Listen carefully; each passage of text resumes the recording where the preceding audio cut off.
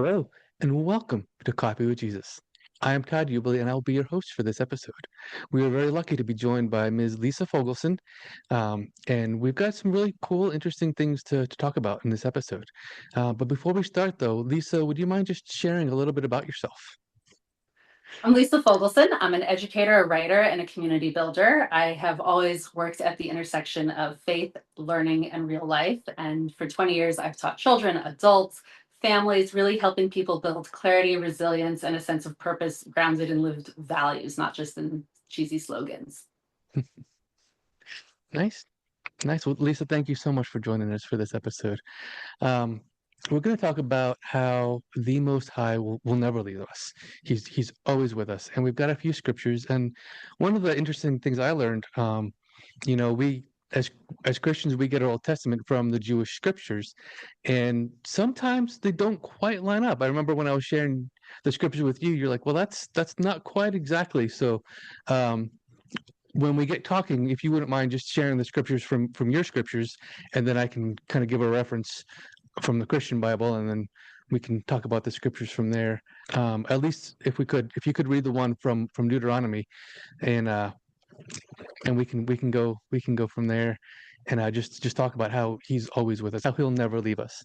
Sure. Yeah. I have to tell you, you picked such great verses for this conversation. They feel like low-hanging fruit, but it's some of the best, juiciest stuff is that low-hanging fruit. And the verses you selected for today are delicious. I love them. I really, really do. So thank you for excellent taste in verses. So I am at Deuteronomy chapter 31, verse 1. And I always feel like context is so important. This Oh, is absolutely.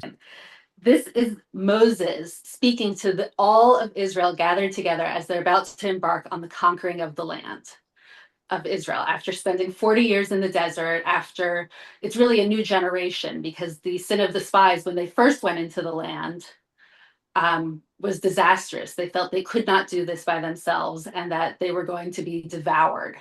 Um, and that whole generation had to die out. A new generation rose up in the wilderness under God's protection with God's miracles around them 24/7. And now we're about to cross into the land to fulfill our purpose and our mission. And earlier in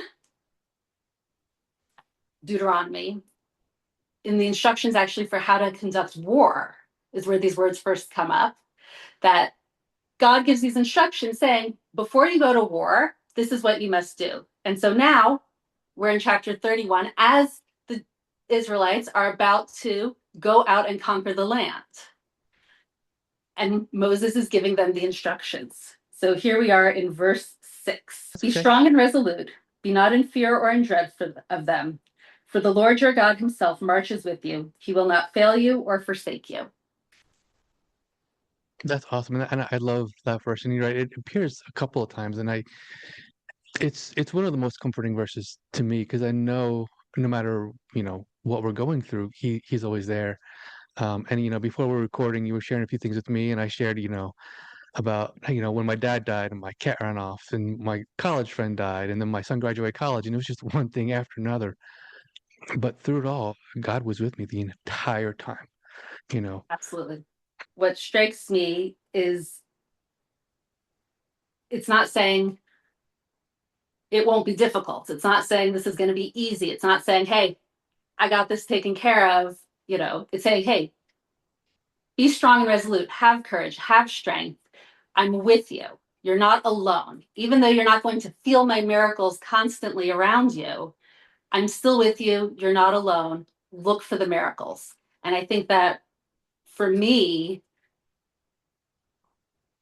that's kind of the mission to see God where he's hidden and to extract that out and to see it and to stand testament to it and to stand um, in awe of it, which we'll get to in the next verse also. But I think it's such a powerful, powerful idea of God being with us in those moments and alongside us, not carrying us all the way, but being there and encouraging us and helping us and making it happen with us. Yes, yes, and I love how you mentioned, even when we can't feel it, he's there with us. Because sometimes, especially when we're going through the storm, when we're right in the middle of that trial, it can be hard to feel God's presence.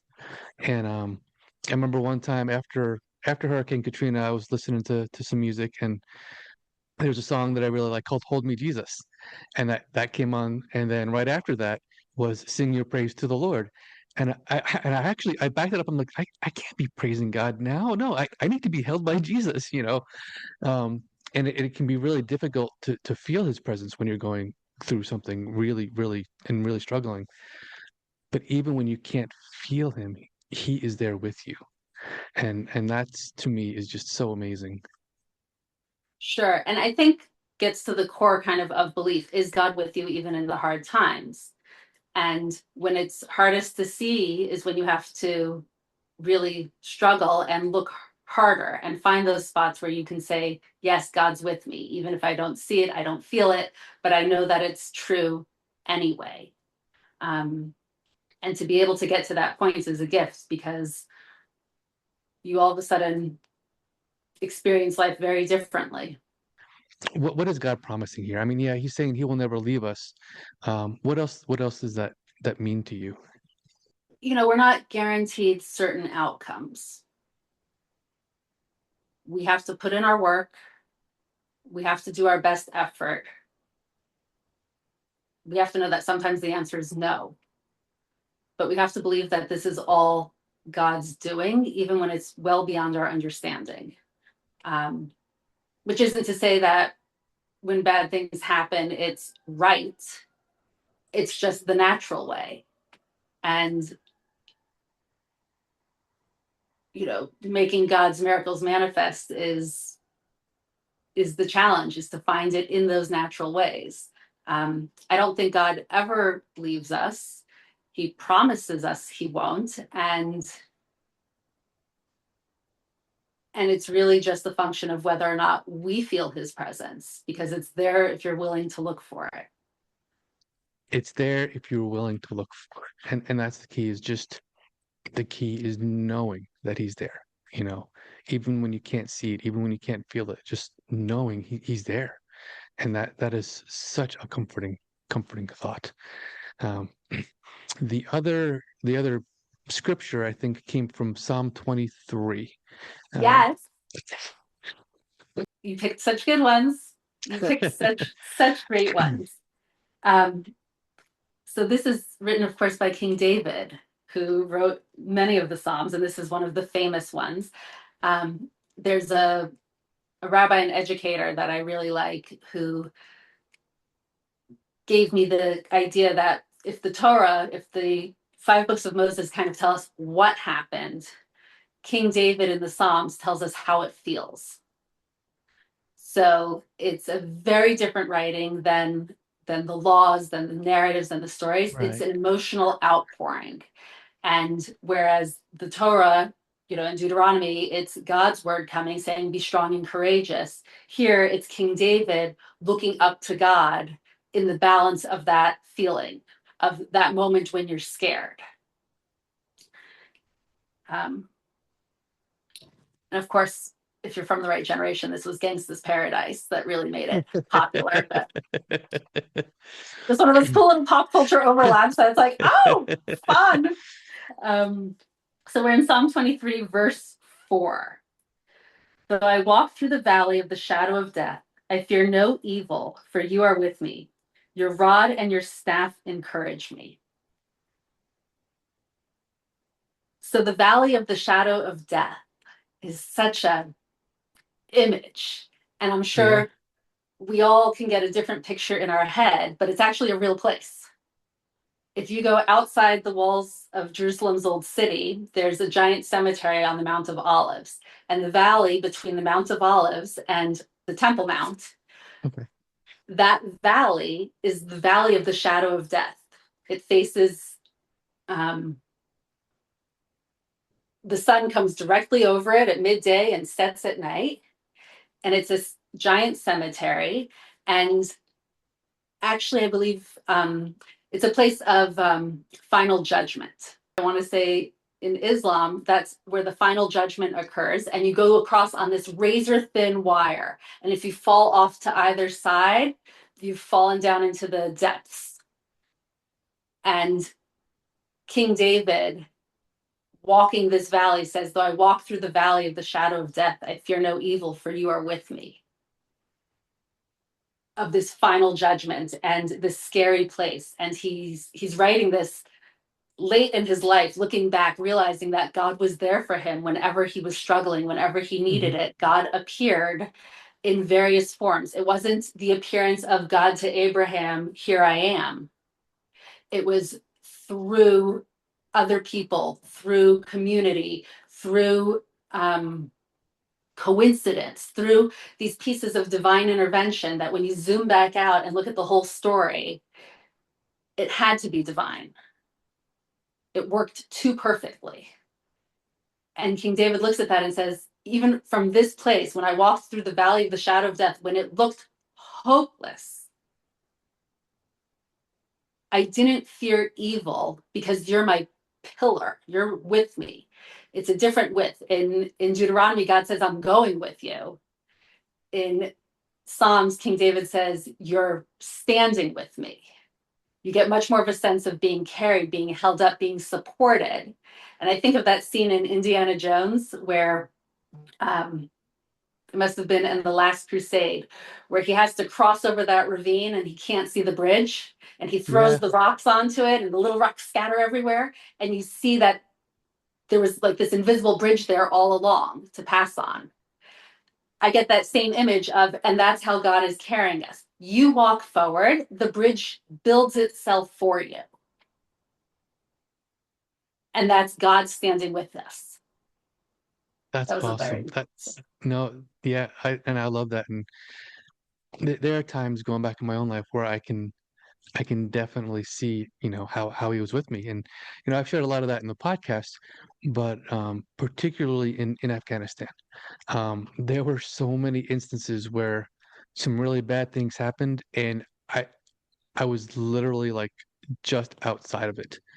Um, one time I was in a convoy and we were just going from one base to another, simple transport, and we were just fine. And an hour later, another convoy, they came under attack from both sides. And miraculously, everybody survived. One of the vehicles was completely destroyed. It was ruined. It was burnt to the right down to the frame, but everybody survived. You know, but I was in that earlier convoy, the one an hour before, where we were safe. You know, and it's just looking back, it's like, when you see just how close you were. And it's like, wow. I mean, and the fact that everybody in that second convoy survived, nobody was even hurt. You know, um, and it's miraculous is what it is, and it's amazing. um and it's, when you're going through it, when you were in the midst of that trial and that tribulation, it's really hard to see. But looking back, you can see how God is propping you up and standing with you and supporting you, and in some cases carrying you through. um and absolutely. it yeah. um and it's not always on our timing either. I remember when I had COVID, and I had this double ear infection that came on at the very end, double earache, sore throat, and I mean, I was just hurting. I was hurting so bad, and I was asking God, heal me, let this let the pain go away, and it seemed like I was hanging on and hanging on and hanging on, but eventually, no, it did go away. I mean, I wanted to be gone immediately, like that hour, like, all right, just heal me right now, because he does, but in this particular case, he provided the relief in his timing. And that's how it is in life sometimes. He's always with us, even when we can't see him, but sometimes he does things on his timing, not ours. Sure. Almost always, in fact. Almost always. One cannot escape God's timing. Um, it's very true. And, I think there's so much richness in your experience that I can't speak to, which I wish I could. And thank you for your service, and thank you for what you've had to endure for the rest of us to be able to stay free and enjoy our freedoms and life. So really, genuinely, thank you for doing that. It's no small thing to put yourself in harm's way for your ideals and your beliefs. Um, it's it's it's tremendous, and it's what God's actually talking about here in conquering the land and going to war. Of when can you justify standing up for your values and your beliefs? How do you do that in the most moral and ethical way? And obviously, you want you want to do everything you can to make sure that you're protected and you're safe and you're enduring. You said it was a simple convoy transport, and that's where God gets to step in that gap between your effort and your result is God. Yes. Um, and I know October 7th was an attack of evil, um, and barbaric and unimaginable. But throughout the war that came after, over and over and over again, you hear stories of miracles happening where, the people who created the Iron Dome sit back and say, it shouldn't have worked that well. Or, you know, all these 200 ballistic missiles come over and every single one gets shot down. Like, who has a 100% perfect record? Like, God. Yeah. And so when you hear the humility from the people who are inventing it, from the people who are behind the scenes, from the people who are in that moment, like you were with that convoy, feeling the miracle of it, it's so much harder to say, like, well, that was human ingenuity and, well, we worked hard and we did that. It's humbling. It really lets you know that God has a hand in the whole story. If he's going to take care of the Iron Dome, he's going to take care of me. I just might not know what that looks like. Right. Right. No, yeah. And I think that's another key. The first one being that he is always there when we can't feel him. And the second key is, he is going to take care of us. He has done so many huge things for me that I know in the little things he'll be there. You know. And actually on the first Coffee with Jesus Live, I talked about how I literally asked God to stop the rain, and it seems like such a small thing. So yeah, it's about a 10-minute walk to my car from where I work, and it was just pouring, pouring, pouring, and I was like, you know what, and then I was like, I could ask God to make the rain stop, and then I paused because I'm like, that just, I don't know, that seems like really small, and I don't want to bother him, and that kind of thing. And there was this small voice in the back of my head, like, do you really think God can't do it, or do you think He won't do it? You know, and I just remembered all these really big things that He did for me. So I said, all right, you know what? I'm going to be bold and I'm going to do it. And I asked God to stop the rain so I wouldn't get wet going to my car. And He did. He stopped the rain. And the really funny part was, as I was pulling out of the parking lot, it opened up again. You Wow. know, so and I say that just to illustrate, he will take care of us, and it can be in the big things, you know, or it can be in the little things and anything in between. Because really, big and little, it's our perspective, right? Like I thought stopping the rain was really small, but there's a story in the Gospels where Jesus's disciples were in the boat, big storm, they were terrified.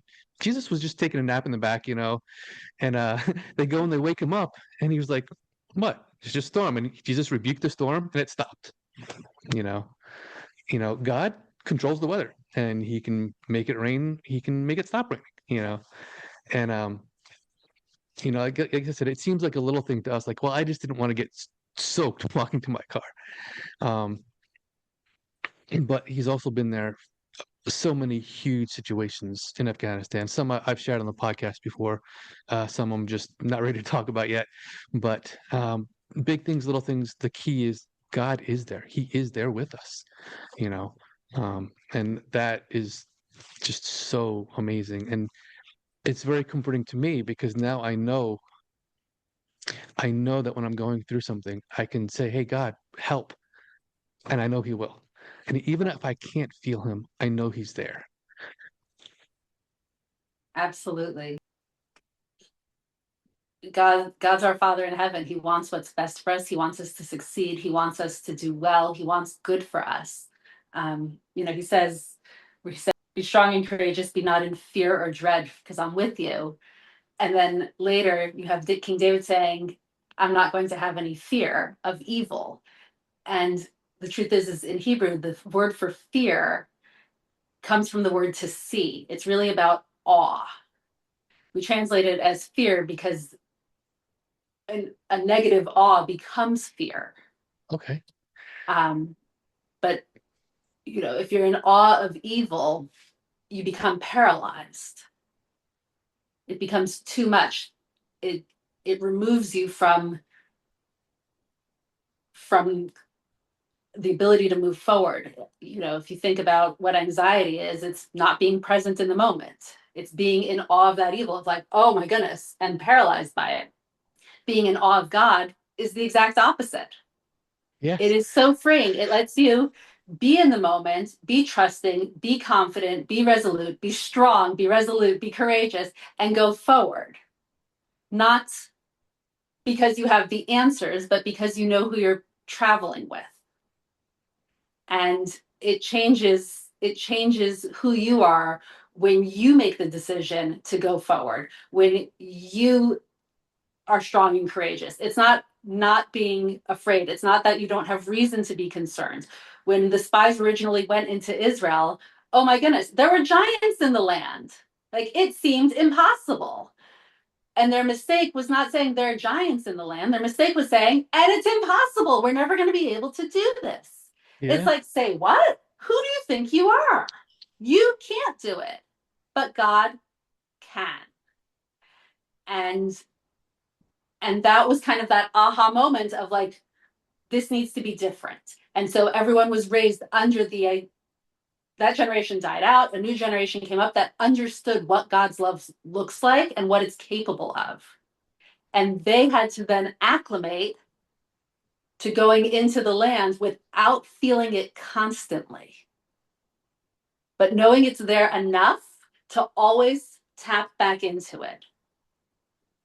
And that's the story of Jewish history, is always taking that moment to tap backwards and finding God's love in that moment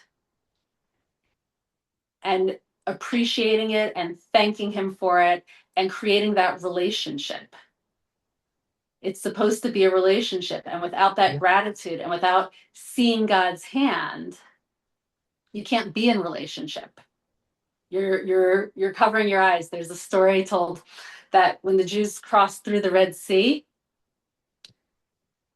you know, walls of water on either side, that there were um, people, they say it was dry land, but just roll with the story, that there were people who walked through going, oh, it's so muddy. Like, can you believe how muddy it is, how sticky it is, how gooey and ooey and gross it is? Like, ew. And they missed the miracle completely Yeah. because they were looking down. They weren't looking with awe and wonder. They were finding the problem.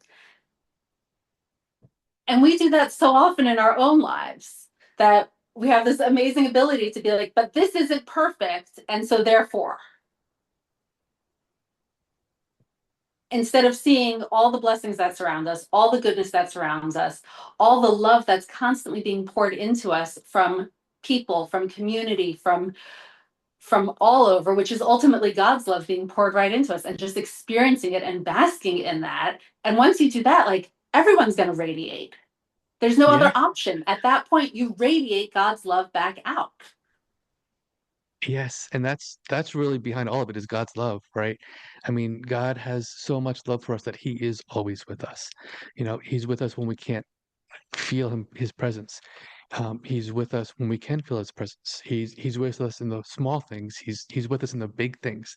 No matter what our circumstances or situation, no matter how fierce the storm that we're going through, God is with us, and it's because of his love for us that he's there.